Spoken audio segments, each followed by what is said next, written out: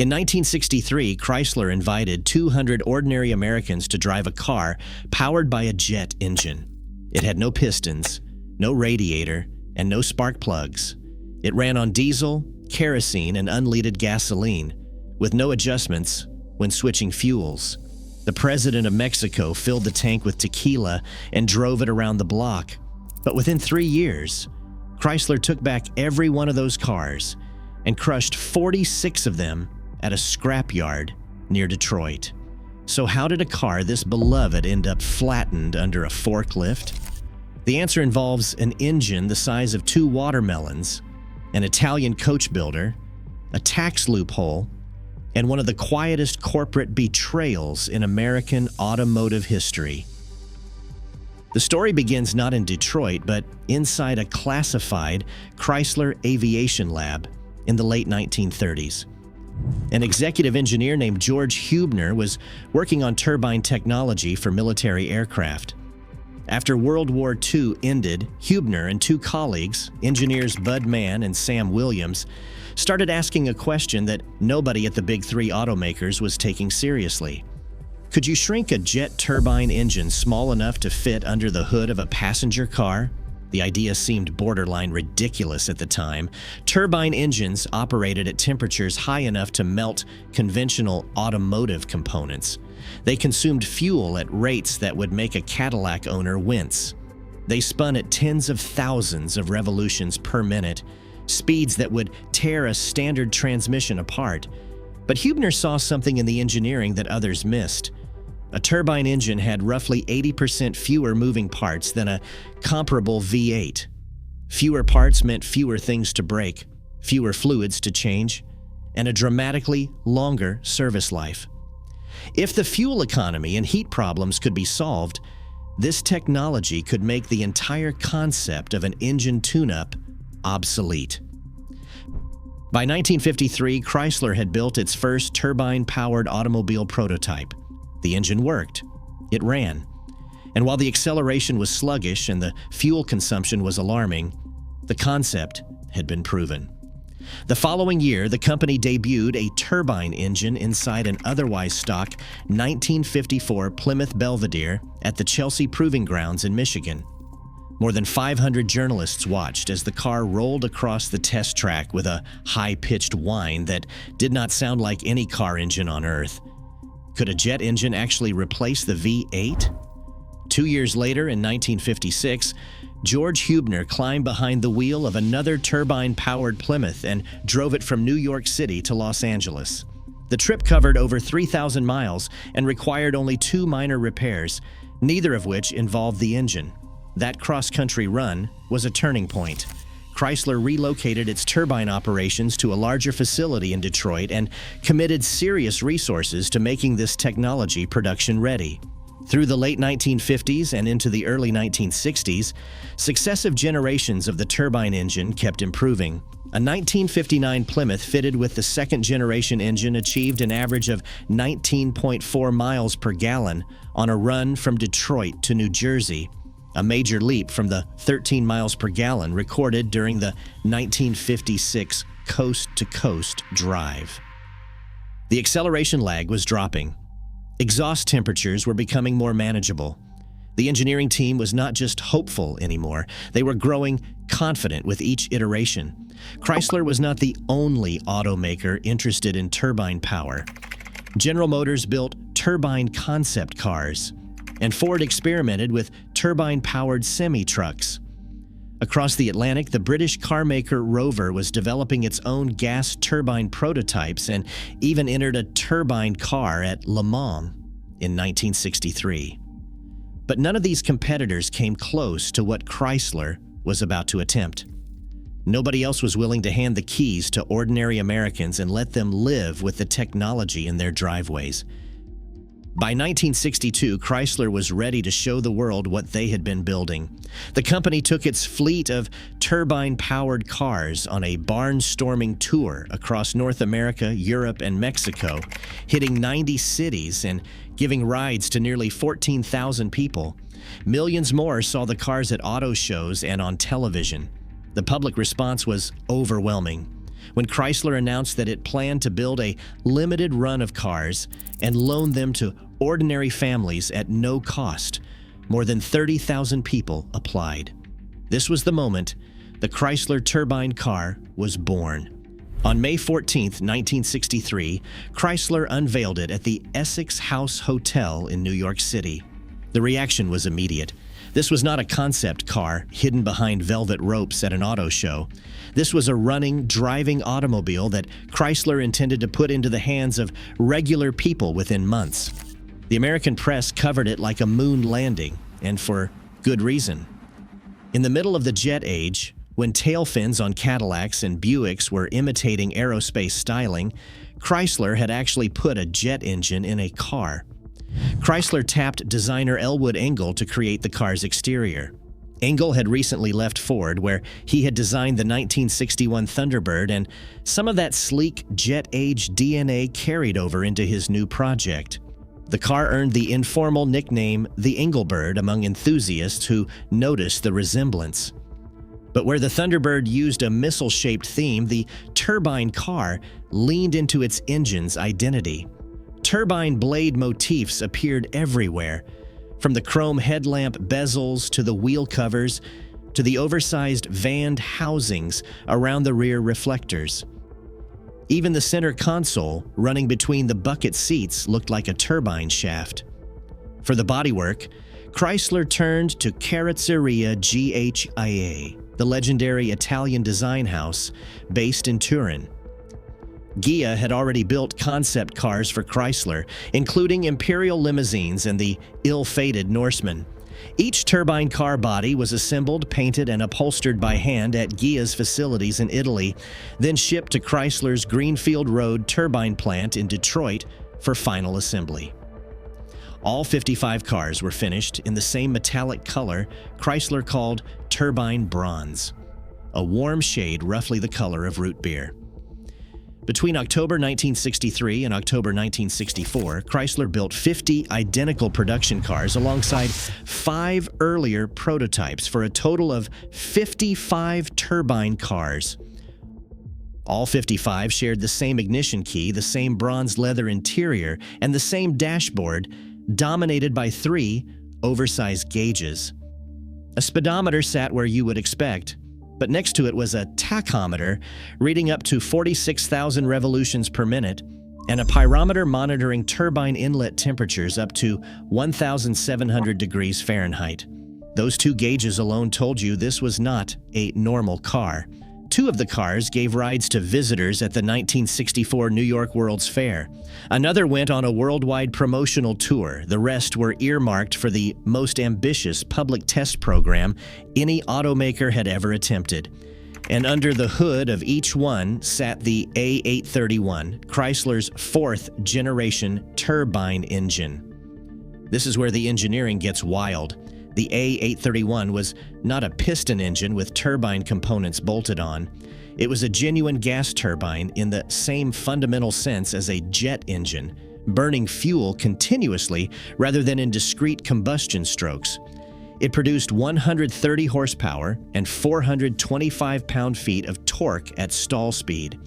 That torque figure is what made the car feel faster than its horsepower number suggested, because all of it was available the instant the driver pressed the accelerator. The engine idled between 18,000 and 22,000 revolutions per minute and could reach 60,000 revolutions per minute at a top speed of 120 miles per hour. But the feature that made this car feel like it had arrived from the future was the fuel flexibility.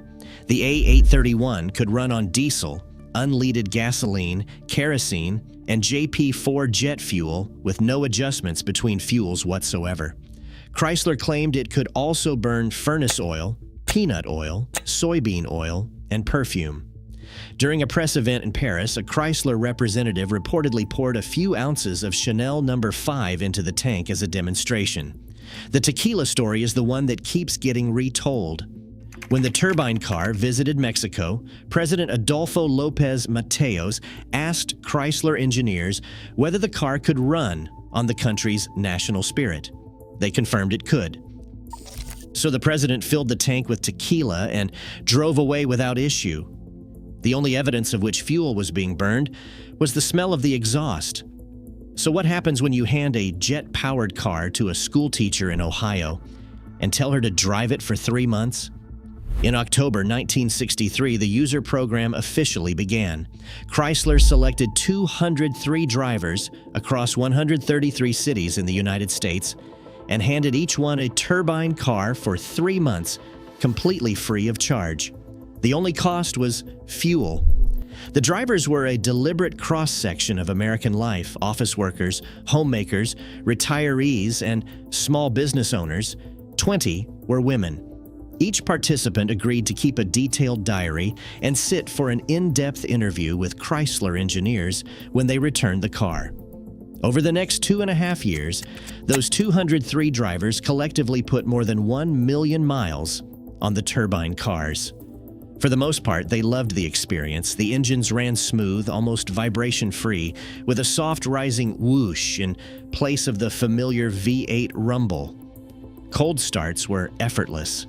Maintenance was minimal.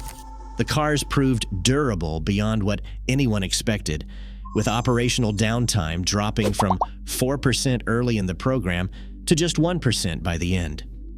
If you are finding this interesting, consider subscribing.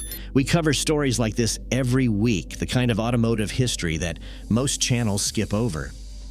But the drivers also reported problems that Chrysler could not easily fix. The 8-step starting procedure confused people who were accustomed to turning a key and going.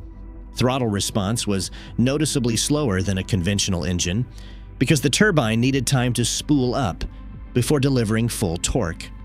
Fuel economy was poor, especially in stop-and-go city driving, where the turbine's efficiency advantage disappeared. The most widely available fuel in America at the time, leaded gasoline, was the one thing the engine could not tolerate. Lead deposits damaged the turbine internals, which meant owners had to seek out unleaded fuel in an era when it was far less common. There was also the matter of cost. Each turbine car reportedly cost around $55,000 to build, the equivalent of well over $500,000 today. Ghia's hand-built Italian bodies were stunning, but they were never designed for mass production. The exotic materials and investment casting methods required to manufacture the A831 engine drove per-unit costs to levels that made a production run impossible at any price consumers would accept. So if the cars could not be sold and could not be cheaply maintained, what would Chrysler do with 50 bronze coupes sitting in a warehouse? When the user program closed in January 1966, Chrysler faced a decision that would haunt automotive historians for decades. The Ghia-built car bodies had been imported from Italy under a tax exemption tied specifically to the evaluation program. Keeping the cars would trigger substantial import duties that Chrysler did not want to pay. Selling them raised liability concerns the company refused to accept. Scrapping the turbine program entirely was not on the table either, so leaving uncontrolled prototypes on used car lots was out of the question. What do you do with 50 hand-built Italian coupes that you cannot sell, cannot maintain, and cannot afford to keep? The decision was made to crush them. In the winter of 1966 and 1967, 46 Chrysler turbine cars were transported to an airport scrapyard near Detroit. A forklift drove its forks through each car's body. The turbines were pulled, then the cars were crushed and burned. The entire process was filmed so that Chrysler executives and government officials could verify the destruction was complete. As one Chrysler executive explained at the time, their main objective was research, and they did not want turbines turning up on used car lots. However, not every car met the crusher. 9 survived. Chrysler kept 2 for its own collection. 6 went to museums across the country, including the Henry Ford Museum in Michigan, the Smithsonian, and the National Museum of Transportation in Missouri. The ninth ended up in a private collection that changed hands several times, passing through the Hera collection and later to Domino's Pizza founder Tom Monahan, before eventually landing with comedian Jay Leno. Leno has said he went to the 1964 World's Fair as a 14-year-old kid, specifically to see the turbine car. Decades later, he owns one of the few that escaped the crusher, and he still fires it up and drives it through the hills above Los Angeles. But the turbine car's story did not end with the crusher. Did Chrysler simply walk away from 4 decades of turbine research? Not immediately. Chrysler continued developing gas turbine engines through the 1970s, producing improved versions and even installing one in a 1977 LeBaron. Engineers believed they were closing in on the fuel economy and emissions targets that would make production viable. But 2 forces converged to kill the program for good. The first was the Clean Air Act. The amendment signed into law at the end of 1970 mandated a 90% reduction in pollutants by 1975 and created the Environmental Protection Agency to enforce compliance. Turbine engines produced very low levels of some pollutants, but they struggled badly with nitrogen oxides, and the technology path to compliance looked expensive and uncertain. Regulators had designed the framework around piston engines, and the turbine simply did not fit. The second blow came in 1979. Chrysler was on the verge of bankruptcy. President Jimmy Carter signed the Chrysler Corporation Loan Guarantee Act, a $1.5 billion lifeline that kept the company alive. But the loan came with conditions, and one of those conditions was the elimination of the gas turbine program. After 4 decades of research, 7 generations of engines, and over 1 million miles of real-world testing by ordinary American drivers, the project was over.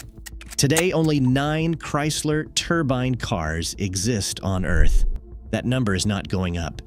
At least 3 of them are still operational, including Jay Leno's example and the restored car at Stahl's Automotive Collection in Michigan. No conventional market exists for the car because no comparable vehicle has ever been built. The only similar American post-war car in terms of rarity and historical significance is the Tucker 48, and even that managed 51 units before its doors closed. The Chrysler turbine car was not killed by a single decision or a single regulation. It was caught between an engineering vision that worked in practice and a world that was not yet ready to accommodate it. The fuel infrastructure favored leaded gasoline. Emissions regulations were built for pistons. Manufacturing economics demanded scale that the technology could not yet support. And when Chrysler needed money to survive, the turbine was the first thing traded away. Looking back across 6 decades, the strangest part of this story might not be the destruction. It might be how close the whole thing came to working. 203 families drove these cars through their daily lives on grocery runs and highway trips and school drop-offs, and most of them did not want to give them back. The technology was real. Public enthusiasm was real. 1 million miles on the odometer were real. What was not real, at least not yet, was the world the turbine car needed in order to survive.